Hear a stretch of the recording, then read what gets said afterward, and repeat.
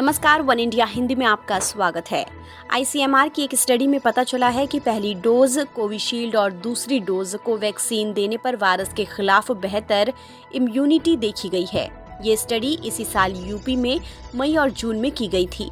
इस स्टडी में पता चला है कि एडिनो वायरस वेक्टर पर आधारित दो अलग अलग वैक्सीन का कॉम्बिनेशन न सिर्फ कोरोना के खिलाफ असरदार है, बल्कि वायरस के अलग अलग वेरिएंट्स के खिलाफ भी प्रभावी है। पीएम मोदी अगले हफ्ते एक और मंदिर का शिलान्यास कर सकते हैं। द्वादश ज्योतिर्लिंगों में प्रथम स्मरणीय बाबा सोमनाथ की अद्याशक्ति देवी पार्वती मंदिर का वर्चुअल माध्यम से शिलान्यास होगा। मंदिर के शिलान्यास के साथ प्रधानमंत्री सोमनाथ मंदिर परिसर के चारों ओर बनाए गए परिपथ का लोकार्पण भी करेंगे। टेरर फंडिंग मामले में शनिवार को एनआईए ने जम्मू कश्मीर के 50 से ज्यादा ठिकानों पर छापेमारी की है। एनआईए से जुड़े सूत्रों ने बताया कि टेरर फंडिंग केस में ये अब तक का सबसे बड़ा ऑपरेशन है। जानकारी के मुताबिक इस मामले में एनआईए जम्मू कश्मीर के 14 से ज्यादा जिलों में छापेमारी कर रही है, जिसमें जम्मू भी शामिल है। मध्य प्रदेश विधानसभा का 4 दिवसीय मॉनसून सत्र सोमवार से शुरू होगा।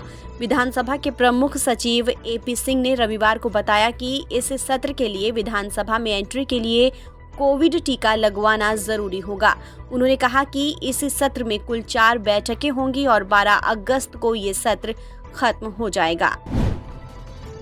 दिल्ली हाईकोर्ट कांग्रेस नेता पी चिदम्बरम और उनके बेटे कार्ति चिदम्बरम से संबंधित आईएनएक्स मीडिया भ्रष्टाचार मामले में सीबीआई की याचिका पर सोमवार को सुनवाई करेगा। सीबीआई ने निचली अदालत के फैसले को चुनौती दी है, जिसमें एजेंसी को आरोपियों और उनके वकील को मालखाने में रखे गए दस्तावेजों का निरीक्षण करने की इजाजत देने का निर्देश दिया गया था। दिल्ली में सोमवार से सभी साप्ताहिक बाजार फिर से खुल रहे हैं।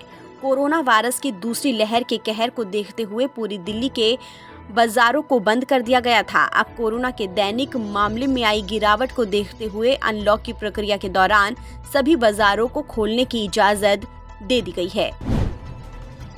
दिल्ली के मुख्यमंत्री अरविंद केजरीवाल ने रविवार को रैन बसेरों में रहने वाले बेघर लोगों के लिए भोजन वितरण अभियान का शुभारंभ किया। इस भोजन वितरण अभियान में अक्षय पात्रा संस्था दिल्ली सरकार को मदद करेगी।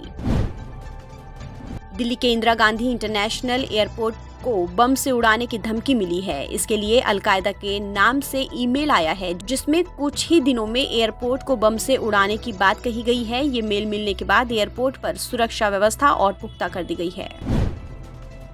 आंध्र प्रदेश में जजों और न्यायपालिका के खिलाफ सोशल मीडिया पर आपत्तिजनक कमेंट करने का मामले में सीबीआई ने 5 लोगों को गिरफ्तार किया है और इस मामले में एक सांसद और एक पूर्व विधायक से भी पूछताछ की गई है। जल्द ही इस मामले में सीबीआई कुछ और लोगों की भी गिरफ्तारी कर सकती है।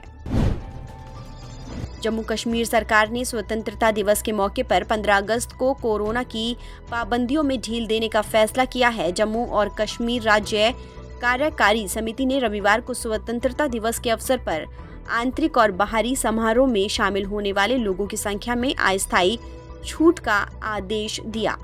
फिलहाल इस खबर में इतना ही। देश और दुनिया की तमाम खबरों के लिए आप बने रहिए वन इंडिया हिंदी के साथ।